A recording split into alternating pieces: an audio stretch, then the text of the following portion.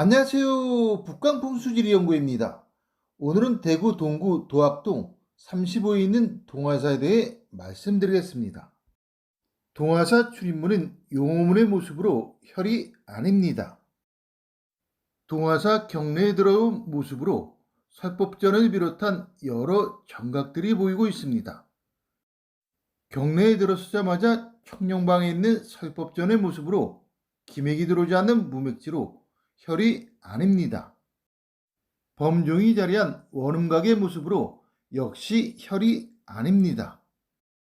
법고가 있는 통일 범종로의 모습으로 기맥이 들어오지 않는 무맥지로 혈이 아닙니다. 동화사 종무소인 육화당의 모습으로 역시 혈이 아닙니다. 주요 정각들이 있는 곳으로 들어서는 입구인 봉소로의 모습으로 역시 혈이 아닙니다. 봉소로를 들어와서 본 경내의 모습으로 대웅전이 중심에 있고 백호방에 법화당이 있으며 이 법화당은 혈이 아닙니다.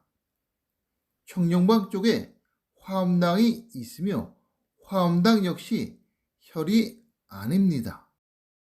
동화사 대웅전의 모습입니다.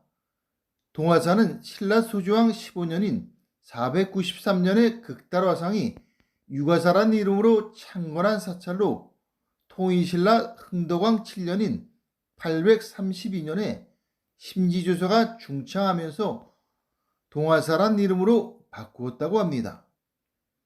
동화사의 동은 오동나무 동이며 화는 화려하다는 뜻으로 동화사는 오동나무 꽃이 아름다운 절이라는 의미로 신라 헌덕왕의 아들인 심지조사가 중건시 겨울인데도 오동나무가 꽃을 피운 것을 보고 상서로운 징조로 여겨 동화사로 이름을 바꾸었다고 합니다. 대웅전은 기맥이 들어오지 않는 무맥지로 혈이 아니며 당연히 천기 또한 내려오지 않고 땅속도 혈의 구조를 갖추고 있지 않습니다. 대웅전 뒤쪽의 모습으로 폭이 넓은 둥그런 용맥이 대웅전 뒤로 내려오고 있으나 안타깝게도 용맥 내에 기맥이 흐르지 않아 대웅전에 혈이 형성될 수 없습니다. 대웅전 백호방 쪽 뒤에 있는 산신각의 모습으로 역시 혈이 아닙니다. 산신각 뒤쪽으로 난 길을 따라 가보겠습니다. 조사전이 보이고 있으며 역시 혈이 아닙니다. 조사전에서 다시 백호방 뒤쪽으로 난 길을 따라 가보겠습니다. 칠성각이 보이고 있으며 이곳 역시 기맥이 들어오지 않는 무맥지로 혈이 아닙니다. 심지대사의 나무라고 불리는 오동나무의 모습입니다. 산신각 백호방 아래에 있는 스님들이 거주하는 곳인 서별당의 모습으로 역시 기맥이 들어오지 않는 무맥지로 혈이 아닙니다. 화엄당 뒤에 있는 석탑의 모습으로 역시 기맥이 들어오지 않는 무맥지로 혈이 아니며 당연히 천기 또한 내려오지 않고 땅속도 혈의 구조를 갖추고 있지 않습니다. 영산전으로 들어가는 입구로 들어가 보겠습니다.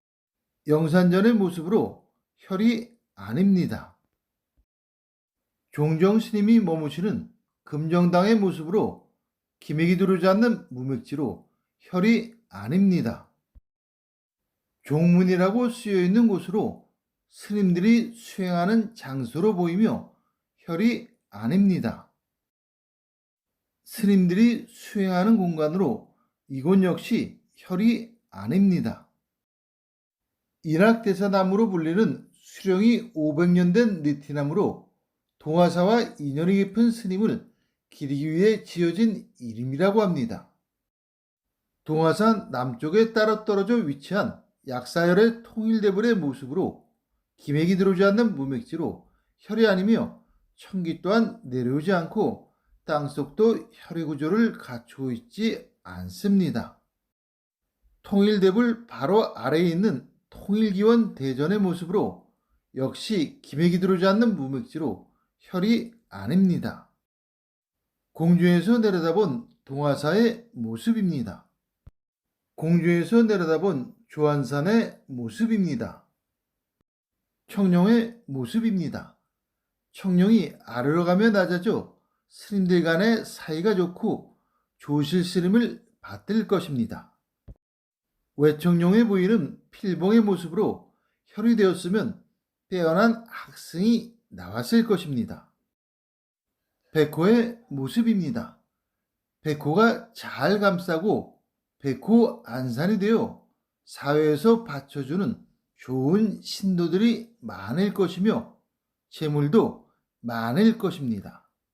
청룡골을 흐르는 계곡물이 모여 연못을 형성하여 재물적인 면에서 좋을 것입니다. 정리하면 동화사는 모든 정각들이 혈에 위치하지 않아 공부하여 득도하는 빼어난 스님이 나오기는 부족하나 백호가 빼어나게 감싸 백호 안산이 되어 사회로부터 좋은 신도들이 떠받쳐 재물은 풍부할 것입니다. 이상으로 동화사에 대한 풍수지리적 설명을 마치겠습니다. 북광풍수지리연구에서 말씀드렸습니다.